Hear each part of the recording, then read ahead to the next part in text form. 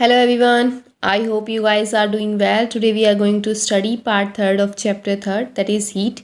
इससे पहले हम इसके 2 पार्ट कंप्लीट कर चुके हैं जिसमें हमने इस चैप्टर को कवर कर लिया है आधा। तो आज एक रिवीजन के साथ शुरू करते हैं हम अपना आज का topic, that is transfer of heat. तो लास्ट क्लास में हमने क्या स्टडी किया था? सबसे पहले आपको पता होना चाहिए कि हीट होती क्या है। Heat is a form of energy. ठीक है, how can we explain something that is hot और that is something that is cold. ठीक है, तो हम उसको कैसे एक्सप्लेन करते हैं, कैसे पता चलता है कि कौन कितना ज़्यादा हॉट है।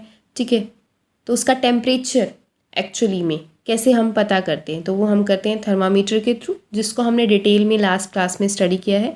2 टाइप्स के थर्मामीटर होते हैं जैसे कि आप देख सकते हैं, एक क्लिनिकल थर्मामीटर और दूसरा होता है लेबोरेटरी थर्मामीटर। इनकी डिफरेंट प्रॉपर्टीज़ हैं, क्या क्या प्रिकॉशंस हमें रखने चाहिए इनको यूज़ करते टाइम, ये सब हम स्टडी कर चुके हैं। आज हम पढ़ने वाले हैं ट्रांसफ़र ऑफ हीट के बारे में। एक्चुअली एज यू नो कि heat is a form of energy. तो अब एनर्जी का आपको पता है कि energy can neither be created nor be destroyed. ठीक है, but can be transfer from one form to another. ठीक है, but can be transform from one form to another also. तो ये सारी चीज़ें होती हैं। तो हीट है is a form of energy, कभी भी ख़त्म नहीं होती है एनर्जी। ठीक है, बट ये क्या होती रहती है, ट्रांसफ़र होती रहती है, चेंज होती रहती है इसकी फॉर्म। जैसे कि आपने सुना होगा kinetic energy, potential energy, different type of energy we are going to study in higher classes. तो आज सिर्फ हम पढ़ने वाले हैं ट्रांसफ़र ऑफ हीट के बारे में।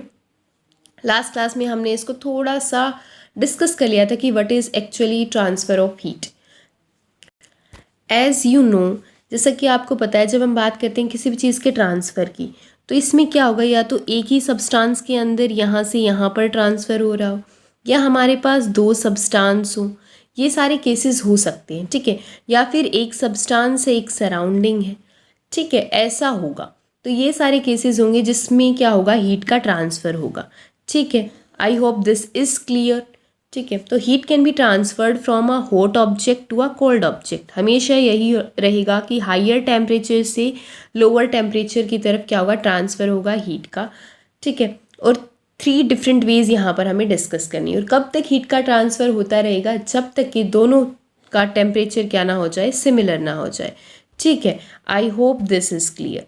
जब तक 2 चीज़ों का टेम्परेचर या 2 सब्सटेंस जो हमने ले रखी हैं, या कोई भी 2 चीज़ जिसका हम कंपैरिजन कर रहे हैं, उनका टेम्परेचर जब तक सेम नहीं हो जाता, तब तक हम क्या करते रहेंगे, हीट का ट्रांसफ़र होता रहेगा ऑब्वियसली। अब कौन कौन से डिफरेंट मेथड्स हैं जिनके थ्रू हीट का ट्रांसफ़र होता है? तो सबसे पहले बाय कंडक्शन, उसके बाद बाय कन्वेक्शन और उसके बाद बाय रेडिएशन।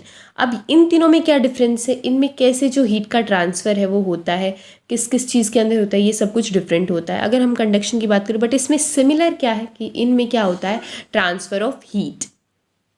तो सबसे पहले while I am talking about by conduction, conduction का मतलब होता है जब 2 ऑब्जेक्ट कांटेक्ट में हैं, राइट। और सेकंड थिंग, जब हम बात करें या पार्टिकल्स, या 2 एक ही सब्सटेंस के जो पार्टिकल्स हैं वो क्लोज्डली कांटेक्ट में होते हैं। ठीक है, ये विद इन द सब्सटेंस भी होता है और 2 डिफरेंट सब्सटेंस जो एक दूसरे के साथ अटैच हैं उनमें भी होगा। ठीक है, तो कंडक्शन होता है किसके अंदर, सॉलिड्स के अंदर। जो कन्वेक्शन होता है वो लिक्विड या गैसेस के अंदर होता है। इसमें जो पार्टिकल्स हैं वो दूर दूर होते हैं। ठीक है, और रेडिएशन जो होता है, जो transfer of heat bye radiation होता है, वो वैक्यूम के अंदर आप बोल सकते हैं। कंडक्शन, अब हम स्टडी करने वाले हैं कंडक्शन को इन डिटेल। ठीक है, आज हम कंडक्शन को ही डिटेल में स्टडी करेंगे। ये अब हम अभी काम नहीं आएगा, बट आगे हायर क्लासेस में भी कंडक्शन इन डिटेल आता रहेगा हीट के बारे में। बेसिक इसलिए इम्पोर्टेंट होते हैं कि जो हम 6th-7th क्लास में पढ़ते हैं वही हमारा 9th-10th में भी आएगा, but at an higher level. ठीक है, तो it is the transfer of heat from the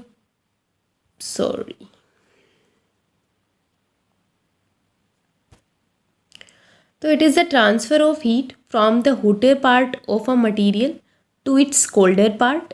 और आप ये भी बोल सकते हैं जो 2 सब्सटेंस या 2 मटेरियल कांटेक्ट में हैं उनके थ्रू हीट का ट्रांसफ़र होना एक सब्सटेंस से दूसरी सब्सटेंस के पास without the movement of material as a whole. ऐसा नहीं है, मान लीजिए ये चीज़ गर्म है तो ये अपने आप उठकर जाएगी और इस चीज़ को क्या करेगी, हीट देगी या अपनी हीट इसके पास ट्रांसफ़र करेगी। ऐसा नहीं होगा, जब दो सब्सटेंस कांटेक्ट में होंगे तभी क्या होगा, हीट का ट्रांसफ़र होगा। किसके अंदर, कंडक्शन के अंदर। ठीक है, the transfer of heat by the process of conduction take place only in solids. तो जैसा कि मैंने आपको बताया था ये सिर्फ सॉलिड के अंदर होता है। बट ऐसा क्यों होता है, कोई आपसे पूछ ले कि सिर्फ जो ट्रांसफ़र ऑफ हीट है बाय कंडक्शन वो सॉलिड्स के अंदर ही क्यों होता है, वो लिक्विड्स के अंदर क्यों नहीं होता, या फिर वो गैसेस के अंदर क्यों नहीं होता, तो इसका आंसर भी है हमारे पास बिकॉज इसकी एक्सप्लेनेशन क्या है, जैसा कि आप यहाँ पर देख सकते हैं, ये आपको क्या दिख रहे हैं, ये जो पार्टिकल्स हैं ये सारे पार्टिकल क्या हैं, कांटेक्ट के अंदर। ठीक है, ये एक दूसरे से अटैच है। जब हम किस चीज़ को हीट करते हैं, जैसा आप यहाँ पर देख सकते हैं ये फ्लेम है, ऊपर स्पून है। ठीक है, तो कैसे, जब अब स्पून के नीचे से इसको क्या मिल रही है, हीट मिल रही है। ठीक है, फ्लेम से। तो ये जो है, ये वाला जो है इसका एंड जो स्पून है वो क्या हो रही है, हॉट हो रही है। ठीक है, बट हीट का जो ट्रांसफ़र हो रहा है किस साइड हो रहा है, वो कोल्ड एंड की तरफ हो रहा है। क्यों, बिकॉज ऑफ टेम्परेचर डिफरेंस। ठीक है, हॉटर से कोल्डर की तरफ जाएगा। वेरी गुड, सेम थिंग जैसे कि यहाँ पर आप देख सकते हैं एक कोल्ड स्पून है, एक हॉट स्पून है, तो ये आपस में भी कांटेक्ट में थी, तब भी हीट का क्या हो रहा है, ट्रांसफ़र हो रहा है। अब आपको जो पता है, क्या पता है, जो स्पून के जो पार्टिकल्स हैं, spoon is a solid substance, solid material, तो जो स्पून के पार्टिकल्स हैं वो ऐसे हैं, क्या है, वो क्लोज्ड हैं। ठीक है, अब कोई भी मान लीजिए ये पार्टिकल है, अगर ये हीट होता है तो ये गर्म होता है या हॉट होता है, आप कुछ भी बोल सकते हैं जिस वे में आपको समझ आए, तो क्या होगी, इसके पास क्या आती है, हीट एनर्जी आती है। हीट एनर्जी आने के साथ साथ इसका जो मोशन है, इसके पास अगर एनर्जी आएगी तो ये क्या करेगा, मूव करेगा to and back and forth, you can say that. तो ऐसे ही ये हीट एनर्जी इसके पास ट्रांसफ़र हो जाती है, बट ये अपने आप नहीं गया। ठीक है, फिर ऐसे ये एनर्जी इसके पास ट्रांसफ़र हो गई। सेम सब क्या करेंगे, सबके पास कौन सी एनर्जी ट्रांसफ़र हो रही है, हीट एनर्जी, जिससे इनमें क्या आएगा, वाइब्रेशन होगी। ठीक है, यू कैन से मोशन होगा बैक एंड फोर्थ, इससे ये एनर्जी क्या होगी, ट्रांसफ़र होगी। ठीक है, ये पार्टिकल खुद इसके पास नहीं गया एनर्जी देने के लिए। ठीक है, तो आप ये देख सकते हैं कि पार्टिकल की खुद से मूवमेंट नहीं हुई है, तो कैसे है जो एनर्जी है वो ट्रांसफ़र हुई है, किस वे में ट्रांसफ़र हुई है। I think this is clear. जबकि आपको पता है जब हम बात करते हैं लिक्विड्स की या गैसेस की, तो लिक्विड्स और गैसेस के अंदर क्या होता है, मेनली उसके अंदर जो पार्टिकल्स होते हैं ना वो डिस्टेंस के पर होते हैं। ठीक है, उनके बीच में बहुत गैप होता है, और गैसेस के अंदर तो बहुत ज़्यादा गैप होता है। ठीक है, तो अब एक पार्टिकल है वो यहाँ पर है, वो वाइब्रेट भी कर ले बेशक से, बैक एंड फोर्थ वो बार बार जाता रहे, उसके पास हीट एनर्जी भी है, बट वो अपनी हीट इसके पास ट्रांसफ़र नहीं कर पाएगा क्योंकि इनके बीच में जो डिस्टेंस है वो बहुत ज़्यादा होता है। Okay, I think this is clear. अब आता है, जैसे आपने देखा कि आपने हीट के, आपने गैसेस के बारे में देखा, आपने लिक्विड्स के बारे में देखा, ऐसे ही सॉलिड्स के बारे में देखा। ऐसे कुछ मटीरियल होते हैं जिसके थ्रू जो हीट है वो ईजिली पास कर जाती है, और बहुत सारे मटेरियल ऐसे होते हैं जिनके थ्रू जो हीट है वो ईजिली पास नहीं कर जाती है, तो उनके अलग अलग नेम हैं। तो उनको हम कैसे बोलते हैं, गुड कंडक्टर्स ऑफ हीट और poor conductors of heat. Obviously जिसके थ्रू हीट पास कर जाती है उसको मैं क्या बोलूँगी, गुड कंडक्टर्स ऑफ हीट, क्योंकि इसके थ्रू क्या होती है, हीट पास कर जाती है। जैसे कि मेटल्स, जितने भी मेटल्स हैं वो सारे क्या है, good conductor of heats. Obviously आपने मरकरी देखा, mercury is a metal, but mercury तो सॉलिड नहीं होता। ठीक है, मरकरी लिक्विड होता है। तो बट आपने देखा कि हीट के साथ वो कितनी जल्दी क्या हो रहा था, एक्सपेंड हो रहा था। ठीक है, उसी बेसिस पर तो हमने उसको किस में यूज़ किया, थर्मोमीटर में यूज़ किया। ऑब्वियसली जैसे कि मैं बात करूँ आयरन, एल्यूमिनियम, कॉपर, तो ये सारे क्या हैं, गुड कंडक्टर्स ऑफ हीट हैं। आपको पता है हम जितने भी यूटेंसिल्स किचन में यूज़ करते हैं, ठीक है, तो वो सारे किस चीज़ के होते हैं, मेटल्स के होते हैं most probably. Poor conductors of heat, poor conductors मतलब क्या है, और you can say simply insulators, जिसके थ्रू हीट पास नहीं कर पाती, या you can say which do not allow heat to pass through them. ठीक है, for example plastic, wood, paper, cloth, leather, cotton, wool, thermocol, rubber, asbestos, clay, bricks, cork, cane. तो आप ये देख सकते हैं ये सारे एग्जाम्पल्स हैं किसके, इंसुलेटर्स के। आई होप दिस इज़ क्लियर। जिसके थ्रू हीट पास करती है, जो ट्रांसफ़र करता है हीट को, उसको हम बोल देंगे मेटल, और यू कैन से गुड कंडक्टर्स ऑफ हीट। और जिसके थ्रू हीट पास नहीं करती है, जिसके थ्रू ट्रांसफ़र ऑफ हीट नहीं होता है, उसको हम बोल देंगे insulators. While we are studying conduction, जब हम कंडक्शन के बारे में स्टडी कर रहे हैं उस टाइम पर है ये, ठीक है।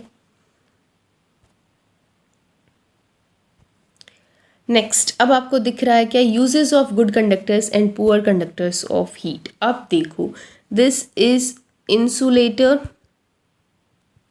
और आपको ये क्या पता है, ये क्या है, good conductor of heat,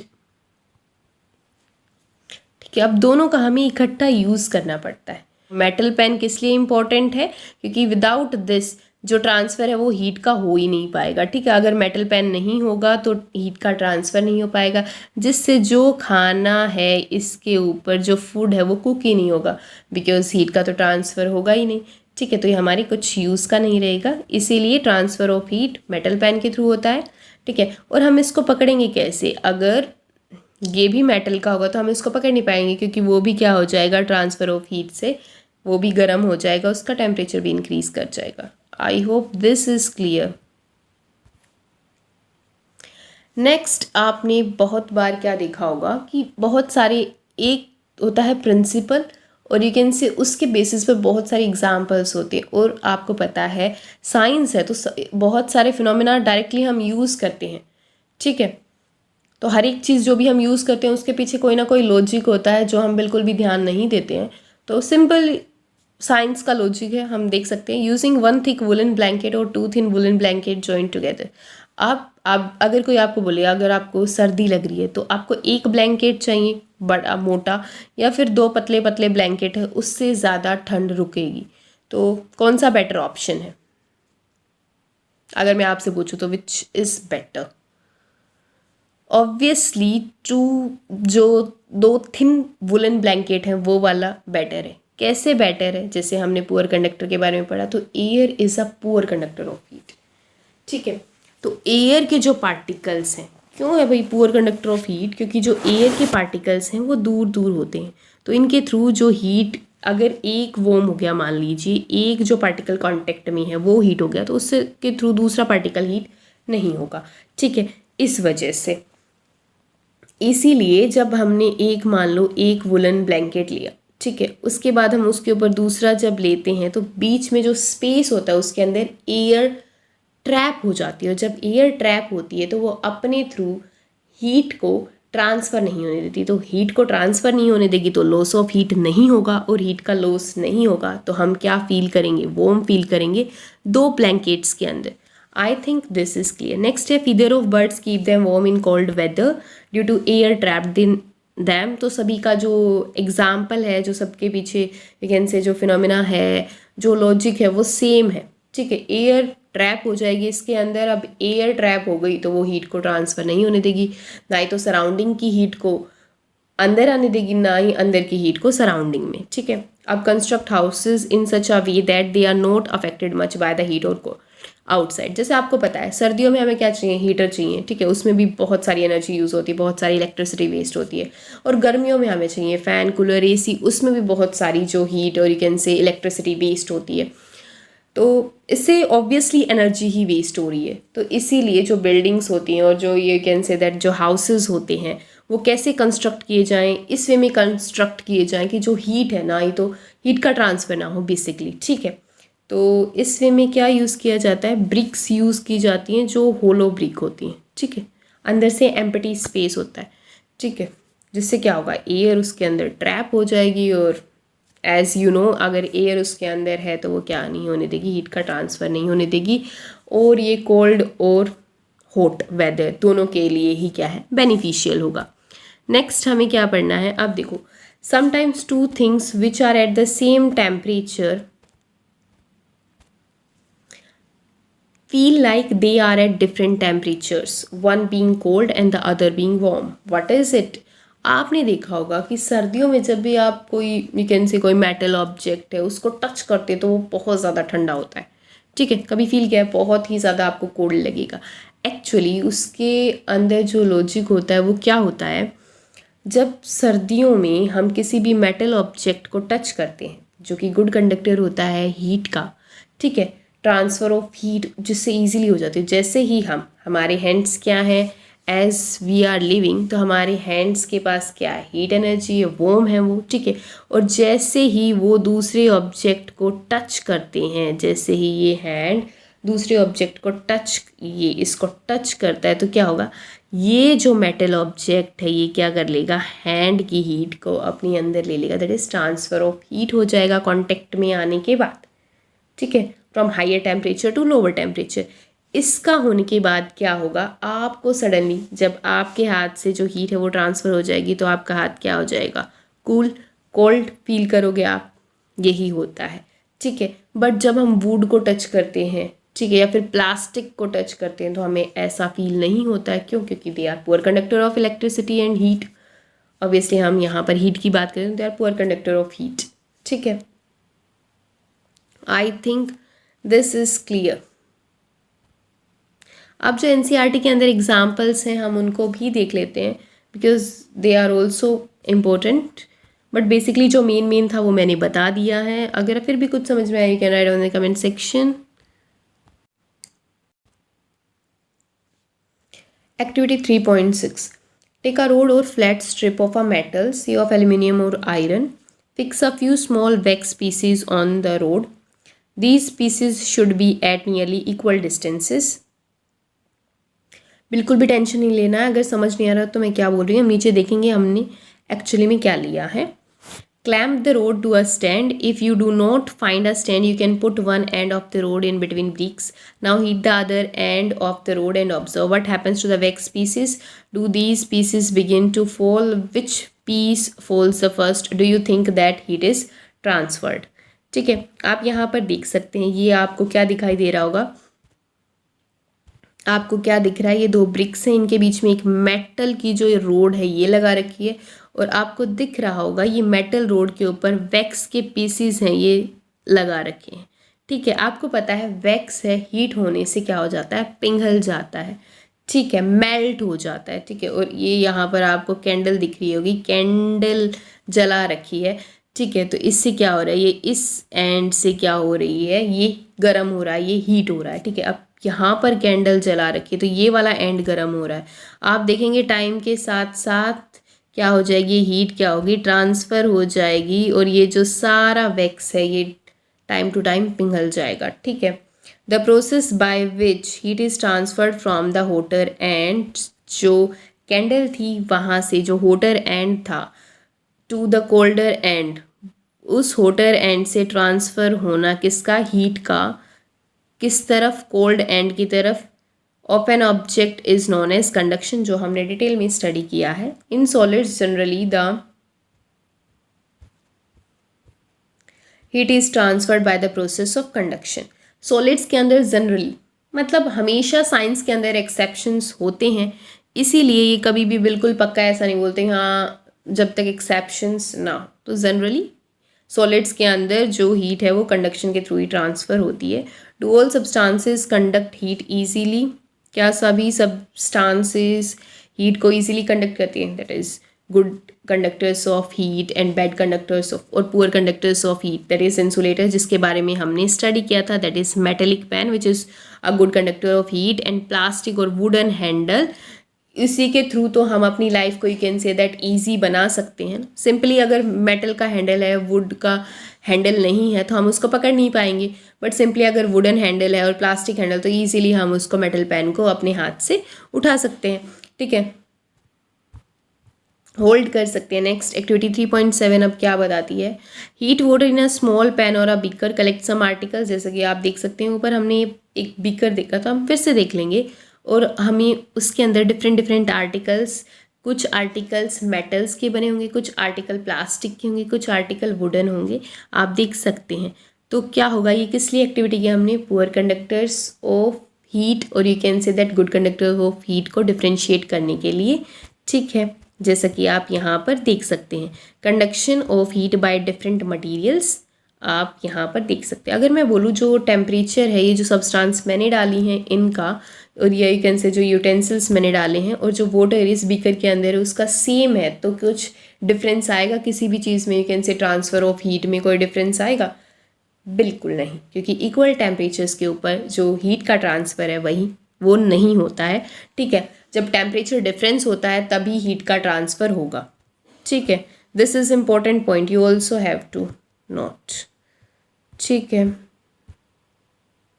the materials which allow heat to pass through them easily are called conductors. For example, aluminium, iron and copper, which we have studied earlier. The material which do not allow the heat to pass through them easily are poor conductors of heat, such as plastic and wood. Poor conductors are known as insulator. आप कुछ भी use कर सकते हैं. The water and air are poor conductors of heat.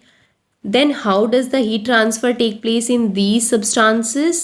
Let us find out. अब आपको पता है जो heat है और वाटर है, सॉरी, जो एयर है और वाटर है वो पुअर कंडक्टर्स हैं हीट के, तो इनके अंदर कैसे ट्रांसफ़र होगा आपको पता है। जब हम ठंडा पानी और गर्म पानी मिक्स करते हैं तो क्या होता है? क्या वो मिक्स नहीं होते? क्या ट्रांसफ़र ऑफ हीट नहीं होता? होता है, बट उसमें क्या पार्टिकल्स अपने आप मूव करते हैं या पार्टिकल्स इसमें भी एनर्जी एक दूसरे को पास करते हैं? क्या होता होगा ये हम पढ़ेंगे नेक्स्ट क्लास में। मिलते हैं नेक्स्ट क्लास में नेक्स्ट टॉपिक के साथ, कन्वेक्शन एंड रेडिएशन।